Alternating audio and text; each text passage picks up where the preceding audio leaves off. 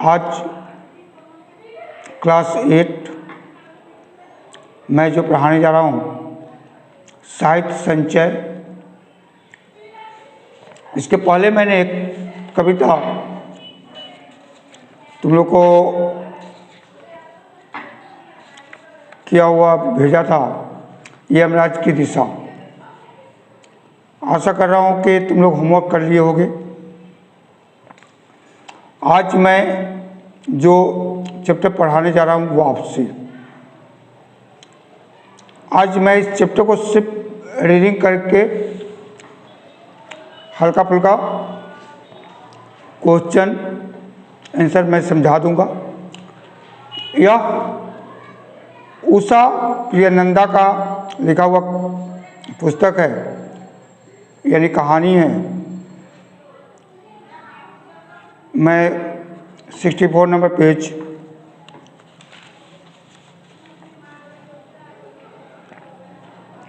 लंबा कहानी है। उषा प्रियनंदा कौन थी? पहले उनका जन्म कुंडली।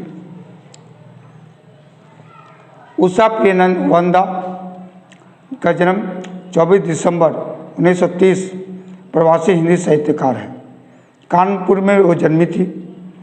मैं जन्मी उषा प्रियनंदा ने इलाहाबाद यूनिवर्सिटी यानी इलाहाबाद विश्वविद्यालय से अंग्रेजी साहित्य में एमए तथा पीएचडी की पढ़ाई पूरी करने के बाद दिल्ली की लेडी जो श्री राम कॉलेज है उसमें उन्होंने इसे पूरा किया। तो प्रॉब्लम है।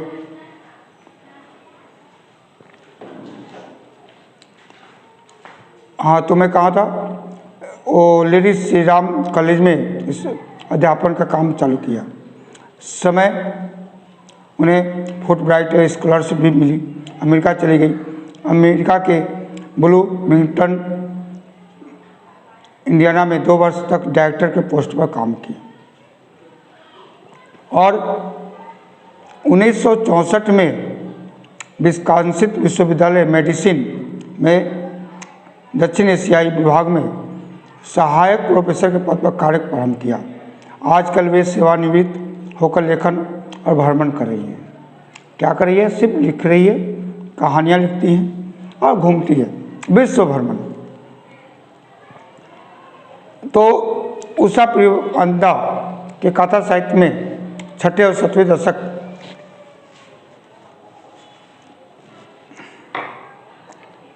दशक के शहरी परिवारों को संवेदनशील चित्रण मिलता है। उस समय शहरी जीवन में बढ़ती उदासी, अकेलपन, ऊब आदि का आकलन करने में उन्होंने अत्यंत गहरे यथार्थ बोध का परिचय दिया। उनकी प्रमुख कहानी जो है वनवास है, कितना बड़ा झूठ, शून्य, जिंदगी और गुलाब के एक फूल, एक कोई दूसरा, मेरा प्रिय कहानियाँ, संपूर्ण कहानियाँ। उन्होंने कुछ नोवेल भी लिखा, यानी उपन्यास लिखा। रुकोगी नहीं राधिका, शेष यात्रा, 55 खंबे और लाल दीवार से, अंतवर्षी, भाया कबीर, उदास इत्यादि। इसे कुछ क्वेश्चन में बोल रहा हूँ। उषा प्रियनंदा का जन्म कब और कहाँ हुआ था? दूसरा क्वेश्चन, उनके कुछ पुस्तकों का नाम लिखो। उन्होंने उच्च शिक्षा कहाँ से प्राप्त किया था? और लास्ट क्वेश्चन, उनकी 2 कहानियों का नाम बताइए और 2 उपन्यास का नाम बताइए। और एक क्वेश्चन जोड़ लो, वो है कि वे आजकल क्या कर रही हैं। यह कहानी, वापसी जो कहानी है, एक काम करने वाला व्यक्ति का है जो काम करता है, काम करके अपना जिंदगी भर की कमाई अपने बीवी बच्चों को पालन पोषण में देता है। और जब वो रिटायरमेंट का समय आता है तो वह खुशी खुशी रिटायरमेंट होकर जब घर जाता है तो वहाँ पर वह एडजस्टमेंट नहीं कर पा रहा है। कारण क्या है? बेटा पतो अपने गति में चलते हैं, बेटी अपनी बात शैलियों में मग्न रहती है,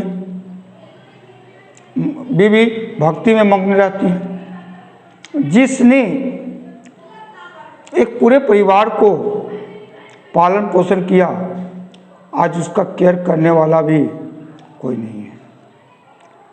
इससे लेखक यानी जो नायक है वह कुंठा हो जाता है। वह रेलवे में काम करता था, वहाँ से रिटायरमेंट होने के बाद वो गांव गया। उसका व्यवहार इतना सुंदर था कि बहुत से व्यक्ति जो व्यवसायी हैं उसे बोलते हैं कि भाई आप रिटायरमेंट होने के बाद मेरे यहाँ काम कर लेना, मेरे यहाँ काम कर लेना।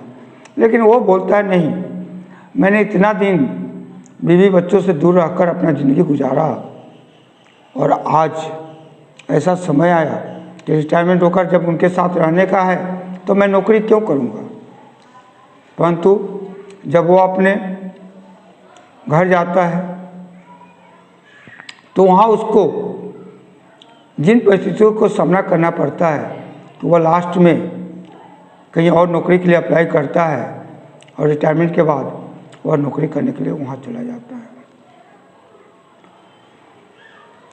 कहने का तात्पर्य है कि आज क्या परिस्थिति आ गई है। जिसने एक हरा भरा पौधा लगाया और वह उस पौधे को के फल को ना खाए, खराब लगता है। जिसने पूरा जीवन रेलवे के क्वार्टर में गुजारा और वहाँ के नौकरों के सहारे उसने अपना ज़िंदगी गुजारा, आज वे नौकरों को छोड़कर जब जाता है तो नौकरों को तो दुख होता है, परंतु घर में से जब वो फिर दूसरे काम पर जब जाता है तो घर वाले को खुशी नहीं होती, माने दुख नहीं होता है। यानी कहने का तात्पर्य आज मैं ये सोच सकता हूँ कि हम माँ बाप जो हैं, हमारे उम्र के जो हैं, हम लोगों ने आप सबको एक पेड़ की तरह, एक छोटा सा पौधे की तरह सींच कर बड़ा किया। जब बच्चों को तकलीफ होती है तो हम माँ बाप कभी भी रात में नहीं सोते हैं। हमें हर तरह से चिंता रहता है कि आप लोग कैसे हो। और जब हम लोग बुजुर्ग होते हैं, जब हम लोग का कम उम्र हो जाता है, ऐसा उम्र हो जाता है जिस उम्र में अब हमारी शक्ति हमारा साथ नहीं दे पाता है या हमारा शरीर हमारे आप लोग के साथ एडजस्ट नहीं कर पाता है, तो क्या आप लोग का फर्ज नहीं है? दुख लगता है। मैं एक टीचर होने के नाते भी तुम सभी को एक चीज़ बोलूँगा, जिन्होंने तुम्हें जन्म दिया उन्होंने बहुत कष्ट करके तुम्हें इस जगह तक पहुँचाया या आगे पहुँचाएगा। उन सभी को अवहेलना मत करना। मैं गुरु के हिसाब से ये कहूँगा कि बड़ों को सम्मान देने से हमारी इज्जत खराब नहीं होती है, हमारी इज्जत बढ़ जाती है। मैं आज भी हमसे जो बड़े हैं उन्हें यदि चाचा या बाबा का उम्र के हैं, बाबा का उम्र के तो बहुत कम ही मिलते हैं, लेकिन चाचा का उम्र के उन लोगों को मैं चाचा ही कहता हूँ। या जो हमसे थोड़े से बड़े हैं उन्हें मेरे भाई साहब ही कह के बात करता हूँ। तो मैं भी तो उनके साथ अल्टर व्यवहार कर सकता हूँ, नहीं करता हूँ, क्योंकि शिक्षा संस्कार देती है, शिक्षा हमें संस्कार देती है बच्चों। ये कहानी बहुत ही ध्यान से पढ़ोगे, बहुत कुछ सीखने को है इस कहानी में। संभवतः आज मैं पूरी कहानी नहीं भी करा पाऊँ, क्योंकि टाइम तो मेरे पास लिमिटेड है, लेकिन अगले क्लास में यदि आऊँगा तो इस कहानी को मैं पूरा करने की कोशिश करूँगा। तभी भी मैं चलता हूँ, कहाँ तक पहुँच पाते हैं। चलनी तो हमारी काम है, चलना है, चलते हैं, आगे देखें क्या होता है। गजाधर बाबू ने कमरे में जमा सामान पर एक नज़र दौड़ाई। 2 बॉक्स, डोलची, बाल्टीन या डिब्बा कैसा है गणेशी? उन्होंने अपने नौकर से पूछा। गणेशी जो उनका नौकर है, उन्होंने पूछा। गणेशी बिस्तर बांधता हुआ कुछ गर्व और कुछ दुख, कुछ लज्जा से बोला, घरवाली ने साथ को कुछ बेसन के लड्डू रख दिए हैं, कहा बाबूजी को पसंद थे। अब कहाँ हम गरीब लोग आपको कुछ खातिर कर पाएंगे। घर जाने की खुशी में भी गजाधर बाबू ने एक विषाद का अनुभव किया, जैसे परिचय स्नेह आदरमय सहज संसार से उनका नाता टूट रहा है। यानी नौकर उनका सामान बांध रहा है गजाधर बाबू का। गजाधर बाबू को खुशी भी है और एक दुख भी है कि जो इतने दिनों तक उनका साथ दिया, आज उनसे छूटने के लिए। तो एक डिब्बा देखकर पूछते उसमें क्या है, तो गजाधर बाबू को उनका नौकर गणेशी बोलता है, घरवाली ने बेसन का लड्डू बना कर दिया है, इसलिए क्योंकि आपको बेसन का लड्डू पसंद है। कभी कभी हम लोग को का भी खबर लेते रहिएगा। गणेश ने बिस्तर में रस्सी बांधता हुआ बोला, अभी कुछ जरूरत हो तो लिखना गणेशी, इस अगहन तक बिटिया की शादी कर दो। गणेशी को भी वो बोलते हैं, कभी कोई चीज़ का जरूरत हो तो मुझे खबर करना। और अगहन महीना जो हिंदी का एक अगहन होता है, जैसे अगहन के बाद महीना अगहन कार्तिक, अगहन महीने में बेटिया का शादी कर देना। गणेशी ने अंगोछे के शोर से आँख पोंछी, यानी आँख में आंसू आ गए। अब आप लोग सहारा देंगे तो कौन देगा? आप यहाँ रहते तो शादी में कुछ हौसला रहता। गजाधर बाबू चलने को तैयार बैठे थे। रेलवे क्वार्टर का वह कमरा जिसमें उन्होंने कितने वर्ष बिताए, उनका सामान हट जाने से क्रूप और भद्दा लग रहा था। आंगन में रुपये पौधे भी जान पहचान के लोग ले गए थे।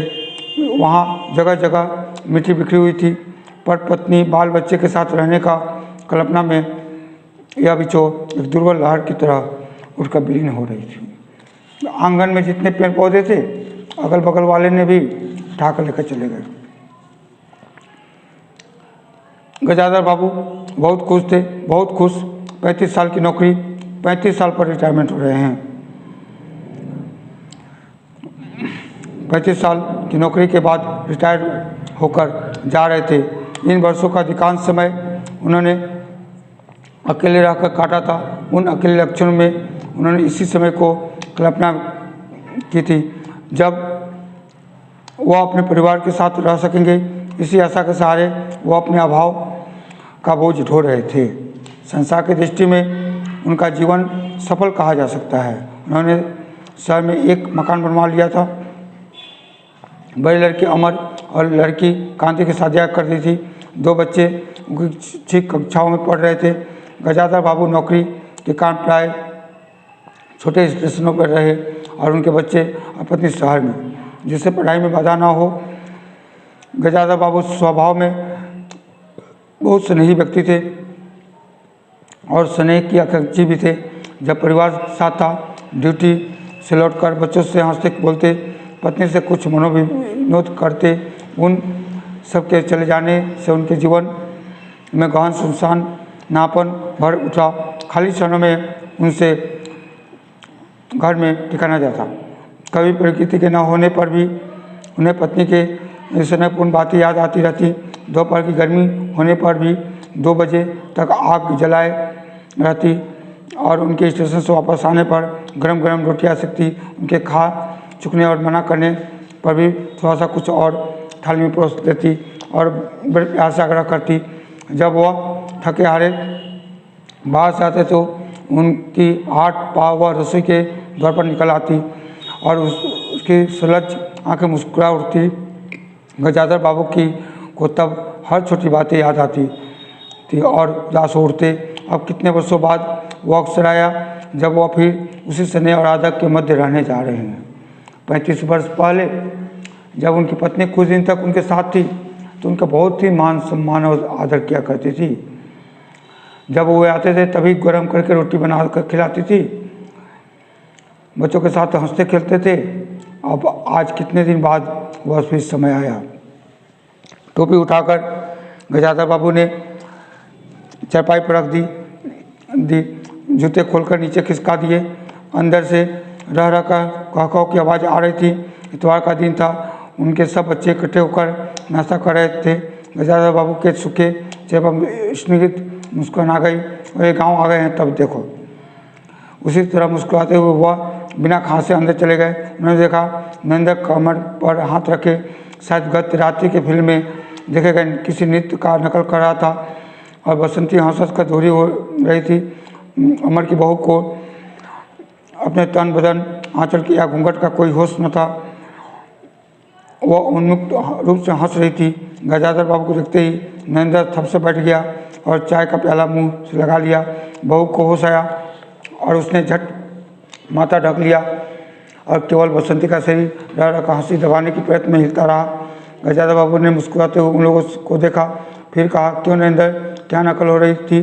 कुछ नहीं बाबूजी, नरेंद्र ने सिर पिटाकर कहा। गजाधर बाबू ने चाहा कि वह भी इस मनोविनोद में भाग लेते, पर उनके आते ही जैसे सब कुंठित हो चुप हो गए। उनसे उनके मन में थोड़ी सी खिन्नता उत्पन्न हो गई। बैठते हुए बोले, बसंती, चाय मुझे भी देना। तुम्हारी अम्मा का पूजा अभी चल रहा है क्या? बसंती ने माँ की कोठरी की ओर देखा। अभी आती ही होगी और प्याले में उनके लिए चाय छाने लगी। वह चुपचाप पहले से ही चली गई थी। बहू पहले ही चली गई थी। अब नरेंद्र भी चाय काकड़ी घुट पीकर उठ खड़ा हुआ। केवल बसंती पिता के लिहाज में चौक में बैठी माँ की राह देखने लगी। गजाधर बाबू ने एक घूंट चाय पी ली, फिर कहा, बिट्टी, चाय तो फीकी है, लाइए चीनी और डाल दूँ। बसंती बोली, रहने दो, तुम्हारी अम्मा जब आएगी तभी पी लूँगा। थोड़ी देर में उनकी पत्नी हाथ में आर्द्र का लोटा लिए निकली और अशुद्ध स्तुति कहते हुए तुलसी में डाल दिया। उन्हें देखते ही बसंती भी उठ गई। पत्नी ने आकर गजाधर बाबू को देखा और कहा, अरे आप अकेले बैठे हैं, ये सब कहाँ गए? गजाधर बाबू के मन में फांसी कड़क उठी।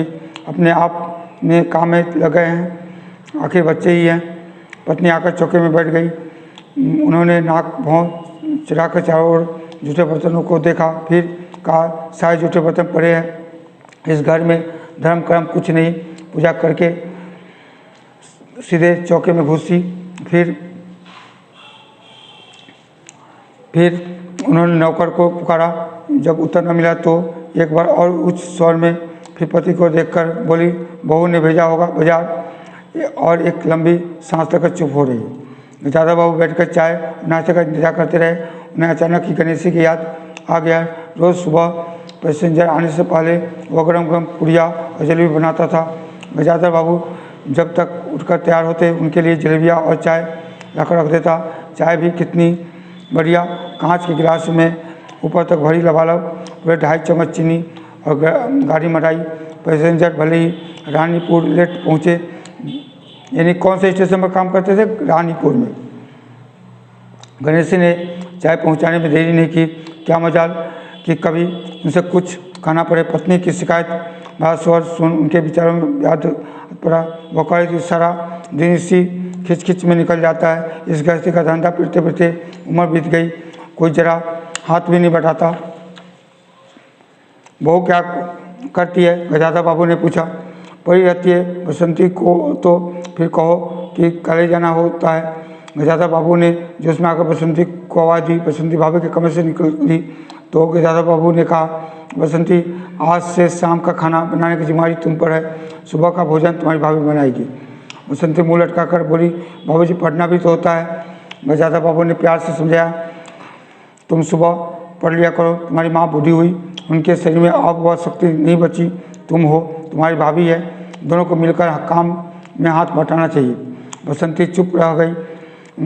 उसके जाने के बाद उसकी माँ ने धीरे से कहा, पढ़ने का तो बहाना है, कभी जी ही नहीं लगाता, लगे कैसे? सिला से ही फुर्सत नहीं, बड़े बड़े लड़के हैं उस घर में, हर वक्त वहाँ घुसा रहना मुझे नहीं सुहाता, मना करो तो सुनती नहीं। नाश्ता पर गजादा बाबू बैठक में चले गए। घर छोटा था और ऐसी व्यवस्था हो चुकी थी कि उसमें गजादा बाबू के रहने के लिए कोई स्थान न बचा।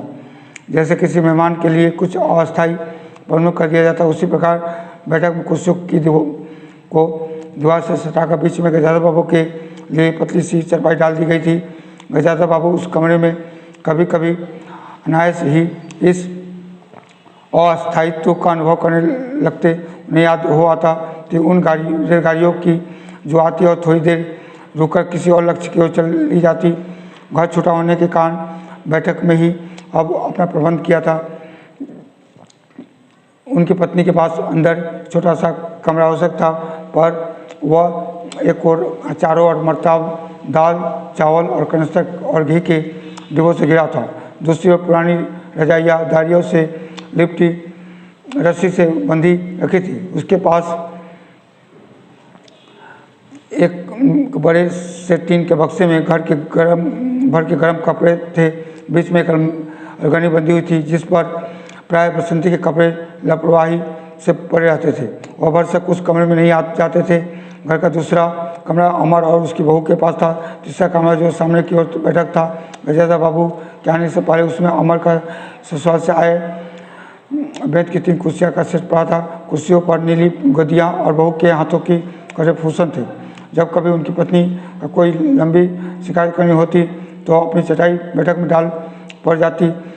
वह एक दिन चटाई लेकर आ गई। गजादा बाबू ने घर गृहस्थी की बातें छेड़ी। वह घर करवा देख रहे थे। बहुत हल्के से उन्होंने कहा, अब हाथ में पैसा कम रहेगा, कुछ कम खर्च कम होना चाहिए। सभी खर्च तो वाजिब है, किसका पेट काटूं? यही जोड़ गांठ करते करते बूढ़ी हो गई, न मन का पाना न हो रहा। गजादा बाबू ने आहत विस्मित दृष्टि से पत्नी को देखा। उनसे अपनी हैसियत छिपी न थी। उनकी पत्नी तंगी का अनुभव कर उसका उल्लेख करती, यह स्वाभाविक था, लेकिन उसमें सहानुभूति का पूर्ण अभाव गजादा बाबू को बहुत खटका। उनसे यदि राय बात की जाती तो प्रबंध कैसे हो तो उन्हें चिंता कम, संतोष अधिक होता, लेकिन उसे न तो केवल शिकायत की जाती जिससे परिवार की सब परेशानियों के लिए वही जिम्मेदार थे। तुम्हें किस बात की कमी है? अमर की माँ, घर में बहू है, लड़के हैं, बच्चे हैं, सिर्फ रुपए से ही आदमी अमीर नहीं होता। गजादा बाबू ने कहा। कहने के साथ ही अनुमान किया कि यह उनकी आंतरिक व्यक्ति थी, ऐसी कि उनकी पत्नी नहीं समझ सकती। हाँ, बात सुख है ना, बहू से आज रसोई करने गई है, देखो क्या होता है। काका पत्नी की आंखें मूंदी और खो गई। गजादा बाबू बैठे हुए पत्नी को देखते रह गए। यही थी क्या उनकी पत्नी, जिसके हाथों में कोमल स्पर्श, जिसकी मुस्कान की याद में उन्होंने संपूर्ण जीवन काट दिया। उन्हें लगा कि वह लौनमयी युवती जीवन की राह में कहीं खो गई और उसकी जगह आज जो स्त्री है वह उनके मन और प्राणों के लिए नितांत अपरिचित। गाढ़ी नींद में डूबी उनकी पत्नी का भारी शरीर बहुत बेडौल और कुरूप लग रहा था। चेहरा शरीरहीन रुखा था। गजादा बाबू देर तक निस्संग दृष्टि से पत्नी को देखते रहे, फिर लेटकर छत की ओर ताकने लगे। अंदर कुछ गिरा और उनकी पत्नी घर भागा उठ बैठी। लो, बिल्ली ने कुछ गिरा दिया शायद। रोहन दबागी थोड़ी देर लौट आई तो उनका मुंह फूला हुआ था। देखा बहू को चौका खुला छोड़ आई। बिल्ली ने दाल की पतली गिरा दी। सभी को खाने को है, अब क्या खिलाऊं? वह सांस लेने को रुकी और बोली, एक तरकारी और 4 पराठे बनाने में 60 डिब्बा घी उड़ेल कर रख दिया। जरा सा दर्द नहीं, कमाने वाला हार तोड़े, यहाँ चीज़ें लूटे। मुझे मालूम था कि यह सब काम किसी के बस की नहीं। गजादा बाबू को लगा कि पत्नी कुछ और बोलेगी तो उनके कान झंझना उठेंगे। ओठ बीच करवट लेकर उन्होंने पत्नी की ओर पीठ कर ली और रात का भोजन बसंती ने जानबूझकर ऐसा बनाया कि कौर तक निगला न जा सके। गजादा बाबू चुपचाप खाकर उठ गए, पर नरेंद्र थाली से खाकर उठ खड़ा हुआ, बोला, मैं ऐसा खाना नहीं खा सकता। बसंती तुनक कर बोली, तो न खाओ, कौन तुम्हारी खुशामद करता है? बसंती को उठाकर माँ ने नरेंद्र को मनाया। और अपने हाथ से कुछ बनाकर खिलाया। गजाधर बाबू ने बाद में पत्नी से कहा, इतनी बड़ी लड़की हो गई, उसे खाना बनाने तक का शुरू नहीं आया। अरे आता सब कुछ है, खाना नहीं चाहती, पत्नी ने उत्तर दिया। अगली शाम माँ को रसोई में देख कपड़े बदल कर बसंती बाहर आई तो बैठक में गजाधर बाबू ने टोक दिया, कहाँ जा रही हो? पड़ोस में शीला के घर। बसंती ने कहा, कोई जरूरत नहीं है, अंदर जाकर पढ़ो। गजाधर बाबू ने कड़े स्वर में कहा। कुछ देर निश्चित खड़ा रहकर बसंती अंदर चली गई। गजाधर बाबू शाम को रोज टहलने चले जाते। लड़का आए तो पत्नी ने कहा, क्या कह दिया बसंती से? शाम से मुँह लपेटे पड़ी है, खाना भी नहीं खाया। गजाधर बाबू खिन्न हो गए आए। पत्नी की बात को उन्होंने कुछ उत्तर नहीं दिया। उन्होंने मन में निश्चय कर लिया कि बसंती की शादी जल्दी कर देनी है। उस दिन के बाद बसंती पिता से बची बची रहने लगी। जाना होता तो पिछवाड़े से जाती। गजाधर बाबू ने एक बार पत्नी से पूछा तो उत्तर मिला, रूठी हुई है।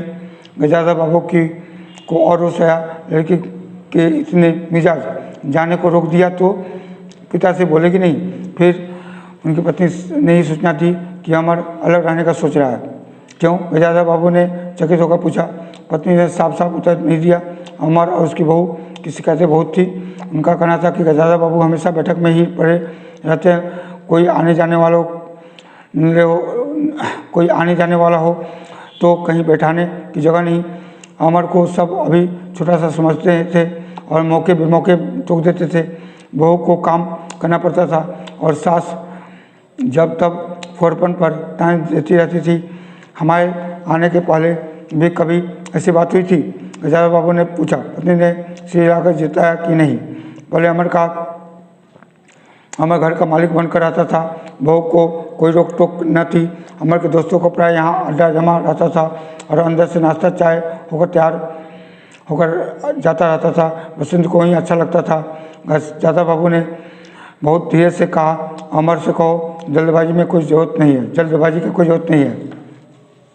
अगले दिन सुबह घूम कर लौटे तो उन्होंने पाया कि बैठक में उनकी चारपाई नहीं है। अंदर आकर पूछने नहीं वाले थे कि उनकी दृष्टि रसोई के अंदर बैठी पत्नी पर पड़ी। उन्होंने कहने को मुँह खोला कि बहू कहाँ है, पर कुछ याद कर चुप हो गए। पत्नी की कोठरी में जगह तो अचार रजाइयों और कनसों के मध्य अपनी चारपाई लगी पाई। गजाधर बाबू ने कोट उतारा और कहीं टांगने को दीवार पर नजर दौड़ाई। फिर उसे मुड़कर लगाने के कुछ कपड़े खिसकाकर एक किनारे टांग दिया। कुछ खाए बिना ही अपनी चारपाई पर लेट गए। कुछ भी हो, तन खिरकार बूढ़ा ही था। सुबह शाम कुछ दूर चलने अवश्य चले जाते, पर आते जाते थक जाते थे। गजाधर बाबू को अपना बड़ा सा खुला हुआ क्वार्टर याद आ गया। निश्चित जीवन, सुबह पैसेंजर ट्रेन आने और स्टेशन में चल पहल, चिरपरिचित चेहरे और पटरी पर रेल की पहियों का खटखट जो उनके मधुर संगीत कोई तरह था। तूफान और डाक गाड़ी इंजनों की चिंगार उनकी अकेली। आज तक के लिए इतना ही रहने दो, फिर अगले क्लास में मैं इसको पूरा कराऊंगा। चिगार को उनको अकेले होती बस। यानी यहाँ तक आप लोगों ने समझ लिया। अब आगे का जो मैं चैप्टर कराऊंगा उसमें दूसरा होगा। ठीक है, ओके बाय।